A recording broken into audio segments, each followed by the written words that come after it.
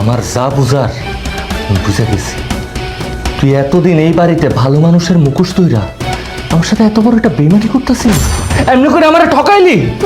মাসুদ বিশ্বাস করো আমি কিছু জানি না। তুই কিছু জানোস না, তোর ঘরে আর একটা পরপুরুষ আইসা খালি গায়ে থাকে, আর তুই ঘুমের ভান ধরস, নাটক করস আমার সাথে। তুমি আমার মাল্লা ভাবি, তুমি কি ওই লোকের ঘরে আনছো?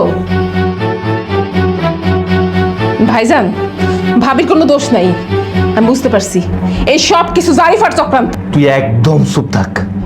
আমরা স্বামী স্ত্রীর ভিতরে একটা কথাও কবি না। তোর এই বাড়িতে থাকতে দিছি, শুধু এই বাড়িতে থাকবি। কি ভাবি টাকা দিয়ে কিনা ফেলাইছে? হ্যাঁ, পাগল গোলাম হয়ে গেছো। আসো, মাথা মাথা ঠান্ডা কর। বৌমা, এই দৃশ্য দেখার আগে আল্লাহ যদি আমার উঠায় নিত তাতে আমি খুশি হইতাম।